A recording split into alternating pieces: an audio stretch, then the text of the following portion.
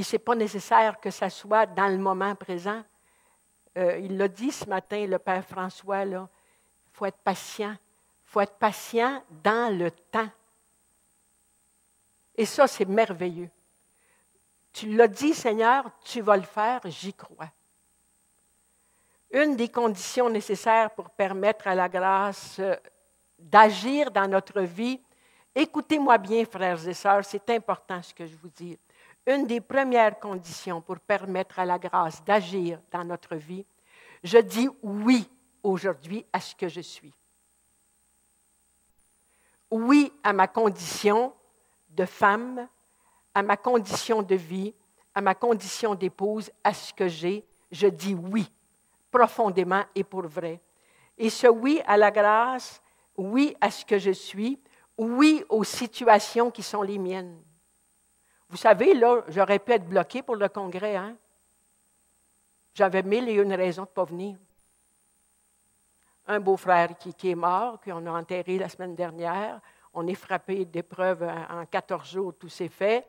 Mon mari qui se fait opérer lundi. Le déménagement qu'on fait la semaine prochaine. Puis là, tout le monde qui dit « Huguette, c'est pas sage, là. Peut-être tu pourrais te faire remplacer. » Il me semble que ça en fait... Tu ne trouves pas que c'est un peu trop? Tu ne trouves pas que tu en fais un peu trop? Ce n'est pas le bon Dieu qui me parlait, là. J'ai dit non. J'ai pris mon engagement, puis le Seigneur va mener à bien ce qu'il veut avec moi. J'ai dit oui et je le fais. Puis, il n'y a rien qui se passe de grave autour de moi, là, que je pense, là. Oui à ce qu'est mon existence, oui à ce que je vis, oui à ce qui m'arrive, oui à ce qui bloque parfois mon action. Tout est grâce. Tout est grâce. Puis Saint Paul, lui, est allé plus loin. Il a dit au Seigneur, ta grâce me suffit. Il aurait bien aimé que cette épine dans sa chair soit tendre. Mais le Seigneur a dit, ma grâce te suffit. Mon fils, ma grâce te suffit. Donc, on va essayer de s'abaisser pour vivre l'humilité de notre être. Est-ce qu'on est encore orgueilleux? Un petit peu, pas mal, beaucoup? Bon, voilà toute la vérité. S'abaisser par humilité, reconnaître qu'on est orgueilleux, parce que ce qui nous fait agir puis ce qui nous fait déraper là, dans notre cheminement, c'est l'orgueil. C'est le péché de nos premiers parents, puis ils nous l'ont laissé l'héritage. Hein? Puis s'élever dans l'amour, avec la grâce. Puis Dieu, il est réaliste. Dieu, il n'agit pas dans l'imaginaire. Il n'agit pas dans le rêve non plus, ni dans l'idéal. Il agit dans le réel et le concret de mon existence. Même si le tissu de ma vie, là, ce n'est pas très glorieux, c'est même un peu moche, ce n'est nulle part ailleurs que dans ce que je vis que je pourrais me sanctifier. Il faut arrêter de prendre, de lorgner sur ce que les autres ont ou ce que les autres font.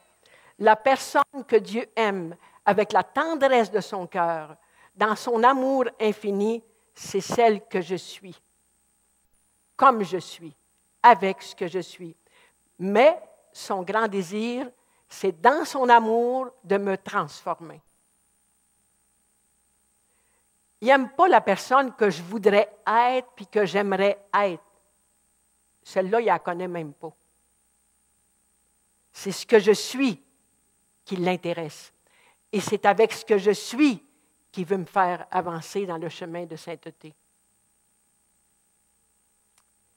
Il y a de l'amour que pour les êtres concrets et les êtres réels. Et moi, j'aime bien dans Marc, là, au chapitre 10, verset 21, le jeune homme riche, là, Jésus posa son regard sur lui et il l'aima. Il y avait un œil sur lui. Puis quand le jeune homme riche a dit « Que dois-je faire? » On a eu ça un peu cet avant-midi. J'observe les commandements. Oui, mais j'ai tout fait ça. Ah! Bien, si tu veux aller plus loin, si tu veux vivre les béatitudes, Si tu veux être un saint, va avant tout ce que tu as. Donc, viens et suis-moi. On a peut-être des appels comme ça dans notre vie. Ça ne se prend pas au pied de la lettre, là. Vends ta maison, ta voiture, puis tout, là. C'est pas comme ça, là. C'est fais un détachement profond de tout ce qui t'attache à toi-même, puis suis-moi. Dans la confiance, dans l'abandon, je vais agir. Il avait de grands biens. Comme nous autres, on a beaucoup de choses auxquelles on tient encore. On n'est pas prêt à se défaire de ça. Des fois, on revient tout triste. On dit, j'aurais pu être plus. Quand on regarde l'apôtre Pierre, quand on regarde Zachée, quand on regarde Marie-Madeleine, la pécheresse, la Samaritaine, comment le Christ les a-t-il aimés? Parce qu'ils pensaient qu'ils étaient pour devenir saints, mais là où ils étaient avec ce qu'ils étaient, quand il a dit à la Samaritaine, là, tu dis vrai, tu as 5 maris. Il l'a pris avec son péché. Il a pris Marie-Madeleine avec son péché, puis il l'a aimée avec son péché, puis comme elle était.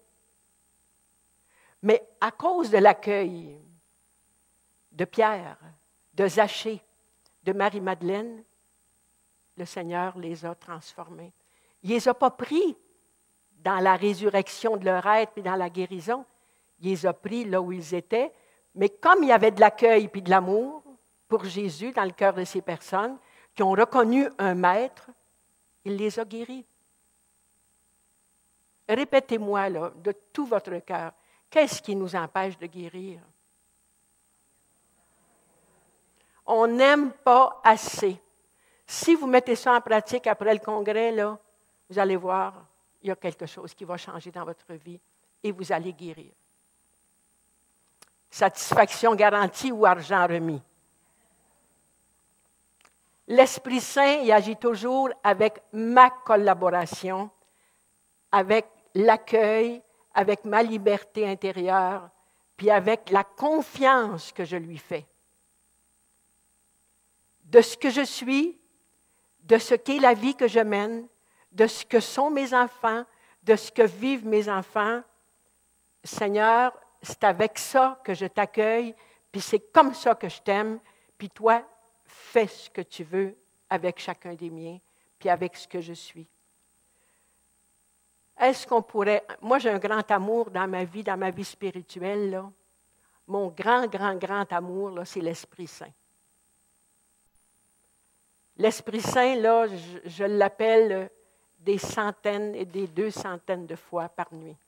Je ne fais pas des grosses prières, hein? Viens, Esprit Saint. Viens, Esprit Saint. Viens, Esprit Saint. Oups, je m'endors. Je me réveille. Viens, Esprit Saint. Viens, Esprit Saint. L'Esprit Saint, c'est le Christ aussi, hein? Ils sont 3, mais ils sont 1, permet, comme une grâce, qui maintient la paix. Il est extraordinaire, l'Esprit Saint. C'est un esprit de paix, c'est un esprit d'amour, c'est un esprit de justice, un esprit de joie, un esprit d'amour. Il permet que je me voie tel que je suis et que j'ai le désir de m'améliorer. Dans le psaume 3, verset 4, « Le Seigneur m'a exaucé quand je l'ai invoqué. » Je le prends au mot, là. « Viens, Esprit Saint. » Je te remercie parce que je t'ai demandé de venir, tu viens. Puis pour la préparation de ce congrès, je l'ai demandé non seulement pour moi, je l'ai demandé pour Lise, je l'ai demandé pour l'équipe, je l'ai demandé pour tous ceux qui étaient pour œuvrer pour la réussite de ce congrès.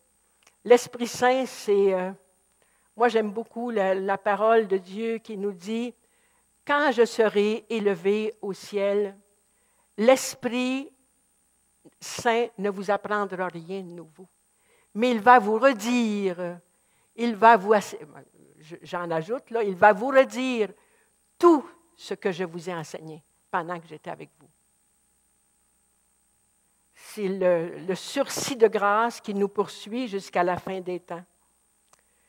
Puis, il y a quelque chose qui est difficile là, pour vraiment guérir, puis être capable de dire, c'est vrai, j'aime pas assez. C'est vrai, je m'aime pas assez.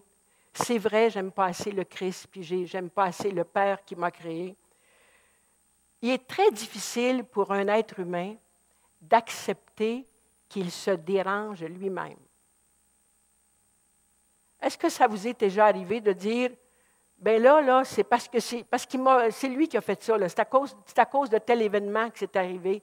Puis je me suis fâchée, là, mais j'avais bien raison, écoute bien, regarde qu'est-ce qu'il m'a dit. On est, dans notre vie et dans nos comportements, dans nos attitudes, on n'est dérangé que par soi-même. Oui. Pourquoi? Parce que nos comportements nous appartiennent. Nos réactions nous appartiennent. Moi, j'avais un amour pour le père parent, là. Je le raconte à toutes mes retraites. Le père parent, c'était un homme positif. C'était un homme qui aimait, sans condition. Puis pour lui, l'instant présent, c'était quelque chose de grand. Alors, il est en voiture, il arrive à une lumière, il fait son arrêt, puis là, il y a quelqu'un qui baisse sa vitre, puis là, qui commence à crier au père, « Espèce d'imbécile, tu ne sais pas conduire, comment ça fait que tu es là? » Puis, « J'ai jamais vu un gars comme toi. » Le père parent baisse sa vitre et répond, « Merci beaucoup, mon ami, je ne pensais jamais que vous me connaissiez si bien. » Tout est différent quand la grâce passe et que je m'appuie sur la parole de Dieu qui nous dit, « Compte sur lui. » Le Seigneur, lui, il agira. Alors que personne ne laisse passer la grâce de Dieu. Choisir est un acte de liberté, est un acte d'amour. Choisissons d'aimer et d'aimer de tout notre cœur, plus qu'hier, moins que demain, et la guérison est à votre porte et vous rendra.